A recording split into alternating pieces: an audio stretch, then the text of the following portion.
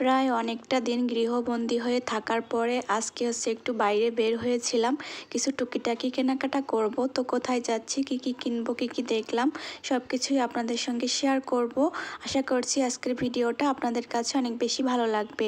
So hello everyone, আসসালামু আলাইকুম। দেশ এবং দেশের বাইরে যে যেখান থেকে আমার ভিডিওটা দেখছেন, আশা করছি আল্লাহর অশেষ রহমতে আপনারা সবাই খুব ভালো আছেন। আমরাও আলহামদুলিল্লাহ খুব ভালো আছি। এই কয়েকটা দিন দেশের যে পরিস্থিতি ছিল, এর ভিতরে বাহিরে বের হওয়া তো একদমই নিরাপদ না। সেই সঙ্গে কিন্তু সব দোকানপাটগুলোও বন্ধ ছিল।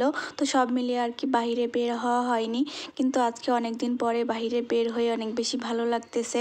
কিছু জিনিস ঘরের কেনা খুব প্রয়োজন ছিল, মানে একদমই ফরজ হয়ে গেছিল, সেই সব জিনিস না কিনলেই নয়। তো সেই সব জিনিস কিনতে চলে আসছি বিগ বাজারে। তো অনেকদিন পরে শপিংয়ে এসে বেশ ভালোই লাগতেছে।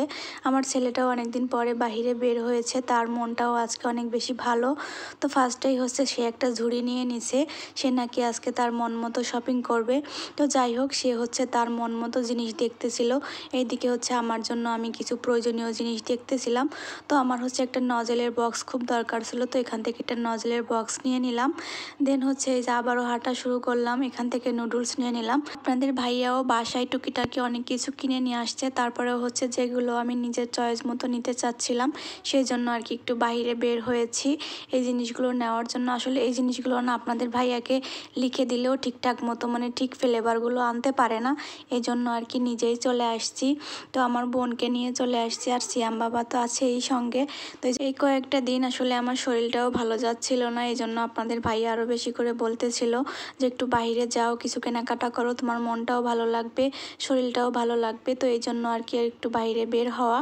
তো যাই হোক, আমার প্রয়োজনীয় জিনিসগুলো এক এক করে এখান থেকে নিয়েছি। আর এই যে এই সেকশনে না আসলে তো আমার হবেই না, মানে হোম ডেকোরের কালেকশন, দেন কুকারিজের কালেকশন, তো এগুলো আমার না দেখলেই হয় না।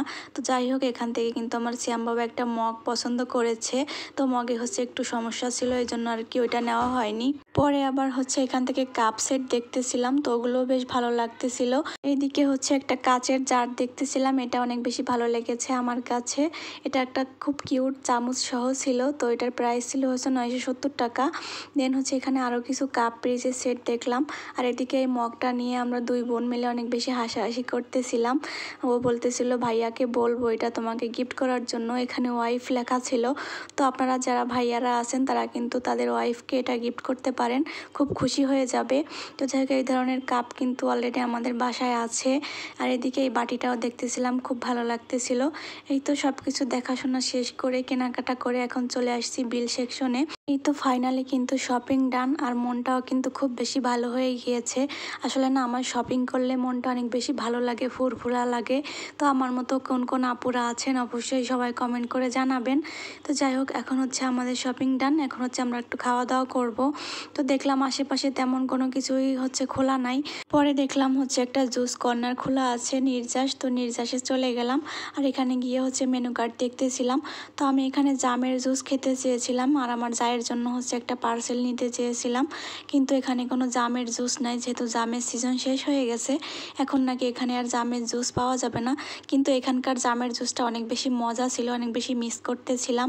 তো যাই হোক, পরে কাঁচা আমের জুস খেয়ে নিলাম, আর এদিকে সিয়াম বাবা আইসক্রিম খাচ্ছিল। তো আমরা আজকে কী কী কেনাকাটা করেছি সেটা আমি নেক্সট ভিডিওতে আপনাদের সঙ্গে শেয়ার করব। তো আজকের ভিডিওটা এই পর্যন্তই। আপনাদের কাছে কেমন লেগেছে অবশ্যই সবাই কমেন্ট করে জানাবেন। সবাই একটা লাভ দিয়ে ভিডিওটা দেখা শুরু করবেন, আর পুরো ভিডিওটা দেখে দেন সুন্দর একটা কমেন্ট করে যাবেন। তো আজকের ভিডিওটা এই পর্যন্তই। Thank you so much for watching.